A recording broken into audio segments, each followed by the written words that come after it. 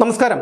2025 സെപ്റ്റംബറിലാണ് ശബരിമല സ്വർണ്ണക്കൊള്ള കേസ് ഉയർന്നു വരുന്നത്. അതിനുശേഷം കോടതിയുടെ നിർദ്ദേശപ്രകാരം പ്രത്യേക അന്വേഷണ സംഘത്തെ രൂപീകരിച്ച് എച്ച് വെങ്കടേഷിനെയും എൻ ശശിധരനെയും വെച്ച് ഈ കേസിൻ്റെ അന്വേഷണം മുന്നോട്ട് പോയി.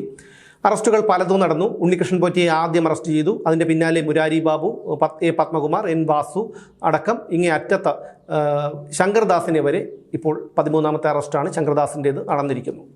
എല്ലാവർക്കും ഒരു പ്രതീക്ഷയുണ്ടായിരുന്നു. കോടതിയുടെ നിർദ്ദേശപ്രകാരം പ്രത്യേക അന്വേഷണ സംഘത്തെ വെച്ച് ഇത്തരം അറസ്റ്റുകളൊക്കെ ഉണ്ടായപ്പോൾ CPM-ന്റെ മുതിർന്ന നേതാക്കൾ പോലും മാസങ്ങളായി ജയിലിലായപ്പോൾ നമുക്കൊക്കെ ഒരു പ്രതീക്ഷയുണ്ടായിരുന്നു. എന്തായാലും ഈ കേസിൻ്റെ അന്വേഷണത്തിൽ പ്രതികളെല്ലാം ജയിലിൽ അടയ്ക്കപ്പെടും എന്നൊരു പ്രതീക്ഷയുണ്ടായിരുന്നു. പക്ഷേ എങ്കിലും ഒരാശങ്കയും ഉണ്ടായിരുന്നു. കാരണം പ്രതിസ്ഥാനത്തുള്ളത് രാഷ്ട്രീയക്കാരാണ്. എന്ത് സ്വാധീനം ഉപയോഗിച്ചും എന്ത് സമ്മർദ്ദം ഉപയോഗിച്ചും അവർ ഈ SITയെ വരുതിയിലാക്കുമോ എന്നുള്ളൊരു ആശങ്ക പലർക്കും ഉണ്ടായിരുന്നു. പക്ഷേ ഇടക്കാല റിപ്പോർട്ട് സമർപ്പിച്ചപ്പോഴൊക്കെ കോടതി വളരെ ശക്തമായ രീതിയിലാണ് കോടതിയുടെ ഈ ദേവസ്വം ബോർഡിൻ്റെ ഹൈക്കോടതിയുടെ ദേവസ്വം ബെഞ്ച് വിമർശിച്ചത്. ജസ്റ്റിസ് KB ജയകുമാറും ജസ്റ്റിസ് രാജ വിജയരാഘവനും അടങ്ങിയൊരു ബെഞ്ച് വിമർശിച്ചത്. പക്ഷേ അവരുടെ ദേവസ്വം ബെഞ്ചിൻ്റെ വിമർശനം ഒരിക്കലും ഒരു SITയുടെ മേൽ അത്ര രൂക്ഷമായി വന്നിട്ടേയില്ല.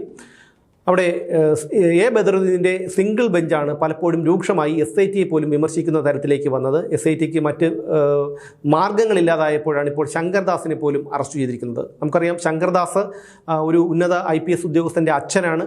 അതുകൊണ്ട് തന്നെ അയാളെ അറസ്റ്റ് ചെയ്യാൻ ഒരു മടിയും കാര്യങ്ങളൊക്കെ ഉണ്ടായിരുന്നു. ഈ കേസിൻ്റെ ആദ്യഘട്ടത്തിൽ ശങ്കർദാസിന് യാതൊരു പ്രശ്നവും ആരോഗ്യ പ്രശ്നങ്ങളും ഉണ്ടായിരുന്നില്ല. അയാൾ മാധ്യമങ്ങളുടെ മുന്നിൽ വന്ന് ഈ കേസിനെക്കുറിച്ച് വിശദീകരിച്ചു. അതിനുശേഷം SITക്ക് മുന്നിൽ മൊഴി നൽകാൻ, കാരണം ഈ ഉന്നത സ്വാധീനമുള്ളവരൊക്കെ ചോദ്യം ചെയ്യലിന് ഹാജരാകുമ്പോഴും അതിന് മൊഴി നൽകുക എന്നാണ് പറയുന്നത്. എന്നെയും നിങ്ങളെയും പോലെയുള്ള സാധാരണക്കാർ പോകുമ്പോഴാണ് ചോദ്യം ചെയ്യൽ എന്ന് പറയുന്നത്. എന്തായാലും മൊഴി നൽകാൻ ഹാജരായി. അതിനുശേഷം പിന്നെ പെട്ടെന്ന് ഇദ്ദേഹത്തോടൊപ്പം തുല്യ പങ്കാളിത്തമുള്ള, അതായത് ശങ്കർദാസ് ദേവസ്വം ബോർഡ് മെമ്പറായിരിക്കുമ്പോൾ തന്നെ മെമ്പറായിരുന്ന വിജയകുമാർ, അയാളെയും പിന്നീട് അറസ്റ്റ് ചെയ്തു. അതിനുശേഷം ശങ്കർദാസിനെ അറസ്റ്റ് ചെയ്തില്ല. അയാൾക്ക് പക്ഷാഘാതം വന്ന് ഒരു സ്വകാര്യ ആശുപത്രിയിലാണെന്നാണ് പിന്നീട് കേട്ടത്. അതിനുശേഷം കോടതി ശക്തമായ നിലപാടെടുത്തു. ജസ്റ്റിസ് എ ബദറുദ്ദീൻ്റെ സിംഗിൾ ബെഞ്ച് ശക്തമായ നിലപാടെടുത്തു. മെഡിക്കൽ റിപ്പോർട്ട് ആവശ്യപ്പെട്ടു. SIT മെഡിക്കൽ ബോർഡ് രൂപീകരിച്ചു. അതിനുശേഷം ആ മെഡിക്കൽ ബോർഡ് രൂപീകരിച്ച് ആ മെഡിക്കൽ റിപ്പോർട്ടിൽ തൃപ്തരല്ലാത്തത് കൊണ്ട് വീണ്ടും ആരോഗ്യ വിദ്യാഭ്യാസ വകുപ്പിനെ സമീപിക്കുകയും ഒക്കെ ചെയ്തു. പക്ഷേ അപ്പോഴും കോടതി ശക്തമായ നിലപാടെടുത്തതുകൊണ്ട് വീണ്ടും ശങ്കർദാസിനെ അറസ്റ്റ് ചെയ്ത്, അതായത് സ്വകാര്യ ആശുപത്രിയിൽ വെച്ച് അറസ്റ്റ് ചെയ്ത് മെഡിക്കൽ കോളേജിലേക്ക് മാറ്റി. പക്ഷേ ഇന്നലെ അയാളെ വീണ്ടും ജയിലിലെ സെല്ലിലേക്ക്, ആശുപത്രി സെല്ലിലേക്ക് മാറ്റിയിരിക്കുകയാണ്. പക്ഷെ അപ്പോഴും നമ്മളെയൊക്കെ നിരാശരാക്കിയ ഒരു സംഭവം ഇന്നലെ ഉണ്ടായി. അതായത് കേസിൽ രണ്ടാമതായി അറസ്റ്റ് ചെയ്യപ്പെട്ട മുരാരി ബാബുവിന് സ്വാഭാവിക ജാമ്യം കിട്ടി. 90 ദിവസം കഴിഞ്ഞാൽ കുറ്റപത്രം സമർപ്പിച്ചില്ലെങ്കിൽ സ്വാഭാവിക ജാമ്യത്തിന് പ്രതിക്ക് അർഹതയുണ്ട്. ആ ഒരു ആനുകൂല്യം മുതലാക്കിയാണ് മുരാരി ബാബു ഇന്നലെ പുറത്തിറങ്ങിയത്. കോടതിക്ക് മറ്റ് നിർവാഹങ്ങളൊന്നും ഉണ്ടായിരുന്നില്ല. കാരണം ഭാഗികമായിട്ടുള്ള ഒരു കുറ്റപത്രം സമർപ്പിക്കാൻ പോലും SITക്ക് കഴിഞ്ഞിട്ടില്ല എന്നുള്ളതാണ്. അത് കഴിയാത്തത് കൊണ്ടല്ല, സമർത്ഥരായ ഉദ്യോഗസ്ഥർ തന്നെയാണ് എച്ച് വെങ്കടേഷും ശശിധരൻ ഒക്കെ. പക്ഷേ എവിടെയോ നിന്നുള്ള സമ്മർദ്ദവും മറ്റ് കാരണങ്ങളും ഒക്കെ കൊണ്ടാകാം ഭാഗികമായിട്ടുള്ള ഒരു കുറ്റപത്രം പോലും ഇതുവരെ കൊടുക്കാൻ കഴിഞ്ഞിട്ടില്ല. അതിൻ്റെ ആനുകൂല്യം കൈപ്പറ്റി മുരാരി ബാബു പുറത്തിറങ്ങുകയും ചെയ്തു. ഇതിനുശേഷം കഴിഞ്ഞ ഒരാഴ്ചയ്ക്ക് മുമ്പാണ് കോടതിയുടെ ഈ ജസ്റ്റിസ് എ ബദറുദ്ദീൻ്റെ രൂക്ഷമായ വിമർശനം വീണ്ടും ഉണ്ടായത്. കേസിൽ ഉടനെ തന്നെ ഒരു 5 അറസ്റ്റ് കൂടി ഉണ്ടാകുമെന്നൊക്കെ നമ്മൾ പറഞ്ഞു കേട്ടു. 5 പേർക്ക് കൂടി ഇതിൽ പങ്കാളിത്തമുണ്ടെന്ന് പറഞ്ഞു കേട്ടു. അതിൽ പ്രശാന്തും കടകംപള്ളിയും ഉൾപ്പെടെയുള്ളവർ ഉണ്ടെന്ന് പലരും കണക്ക് കൂട്ടി. എന്നാൽ ഒരാഴ്ച കഴിഞ്ഞിട്ടും ഇതുവരെ പ്രശാന്തിനെയോ കടകംപള്ളിയെയോ പോലും അറസ്റ്റ് ചെയ്തിട്ടില്ല.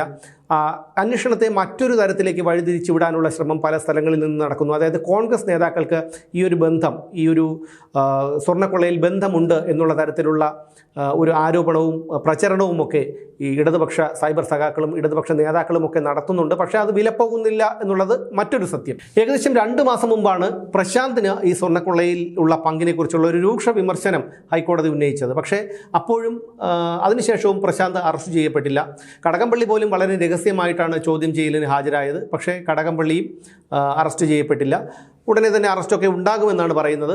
പക്ഷേ എന്താണ് ഇനിയുള്ള കാര്യം എന്താണെന്നുള്ള കാര്യത്തിലാണ് അവ്യക്തത നമുക്ക് തുടരുന്നത്. കാരണം SITയെ എല്ലാവരും കേരളത്തിലെ പൊതുസമൂഹം വിശ്വസിച്ചിരുന്ന ഒരു സമയമുണ്ടായിരുന്നു. ഈ അറസ്റ്റുകളൊക്കെ തുരുതുര അറസ്റ്റൊക്കെ നടന്നപ്പോൾ SITക്ക് മുന്നിൽ വലിയവനും ചെറിയവനും ഒന്നുമില്ല, കോടതിയുടെ നിർദ്ദേശപ്രകാരം പോകുന്നത് കൊണ്ട് തന്നെ SIT കർശനമായ നിലപാടെടുക്കും, കടകംപള്ളി ഉൾപ്പെടെയുള്ളവർ അറസ്റ്റ് ചെയ്യപ്പെടും എന്നൊക്കെ പറഞ്ഞു കേട്ടിരുന്നു. പക്ഷേ അവരെല്ലാം നിരാശരാക്കിക്കൊണ്ടാണ് SITയുടെ ഈ പ്രവർത്തനം. അത് മാത്രമല്ല, ഇന്നലെ മുരാരി ബാബു പുറത്തിറങ്ങിയത് തന്നെ, കാരണം ഇത്രയും വിവാദമായൊരു കേസ്, കോടികളുടെ കൊള്ള നടന്നൊരു കേസ്, ഭക്തകോടികൾ വിശ്വാസമർപ്പിക്കുന്ന ഒരു ആരാധനാലയം, അവിടെയാണ് ഇത്തരത്തിലുള്ള ഒരു കൊള്ള നടന്നിരിക്കുന്നത്. ഒന്ന് നോക്കൂ, ഒരാളൊരു വാഴക്കുല അറിയാതെ വെട്ടിയാൽ പോലും, അല്ലെങ്കിൽ കോഴിയെ മോഷ്ടിച്ചാൽ പോലും അയാൾ കള്ളനാണ്.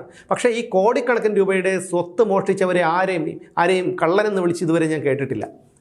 ഇവരൊക്കെ ഇപ്പോഴും യഥാർത്ഥത്തിൽ VIP പരിഗണനയാണ് ഇവർക്കൊക്കെ ഉള്ളത്. ഇനി തിരിച്ചിറങ്ങുമ്പോൾ ഇവർ ജാമ്യം കിട്ടിയോ, അല്ലെങ്കിൽ പിന്നീടൊക്കെ സ്വാഭാവിക ജാമ്യം കിട്ടിയോ, അല്ലെങ്കിൽ പിന്നീട് മറ്റ് ഏതെങ്കിലും ഒരുപക്ഷെ ജാമ്യത്തിലൊക്കെ ഇറങ്ങിയാൽ ഇവർക്ക് വീരപരിവേഷം തന്നെയായിരിക്കും. നമുക്കറിയാം, എത്രയോ അഴിമതി കേസുകളിൽപ്പെട്ടവർ ഇപ്പോഴും വളരെ ഊർജ്ജസ്വലരായും വളരെ മാന്യരായും ഒക്കെ സമൂഹത്തിൽ ജീവിക്കുന്നു. ഉണ്ണികൃഷ്ണൻ പോറ്റിക്ക് പോലും ഒരു കേസിൽ ജാമ്യം കിട്ടി, രണ്ടാമത്തെ കേസിലാണ് അയാൾക്ക് ജാമ്യം കിട്ടാനുള്ളത്. ആ കേസിലായിരുന്നുവെങ്കിൽ ഉണ്ണികൃഷ്ണൻ പോറ്റി ഇതിനു മുമ്പേ തന്നെ ജാമ്യത്തിൽ ഇറങ്ങുമായിരുന്നു. അപ്പോൾ SITയുടെ പ്രവർത്തനവും വളരെ നിരാശാജനകമാണ്. കേരളത്തിലെ ജനസമൂഹം ഉറ്റുനോക്കിക്കൊണ്ടിരുന്ന ഒരു കേസാണ് ശബരിമല സ്വർണ്ണക്കൊള്ള.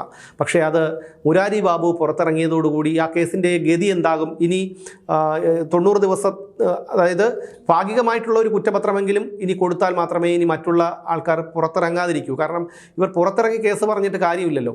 കാരണം പുറത്തിറങ്ങി കഴിഞ്ഞാൽ കർശന ഉപാധികളോടുകൂടിയാണ് മുരാരി ബാബുവിന് ജാമ്യം കൊടുത്തതെങ്കിലും പുറത്തിറങ്ങിക്കഴിഞ്ഞാൽ അവരുടെ സുഖ സൗകര്യങ്ങളിൽ ജീവിക്കും. പിന്നീട് ഇനി കേസ് നമുക്കറിയാം, ലാവ്ലിൻ കേസ് തന്നെ എത്രയോ കൊല്ലങ്ങളായി നടന്നുകൊണ്ടിരിക്കുകയാണ്.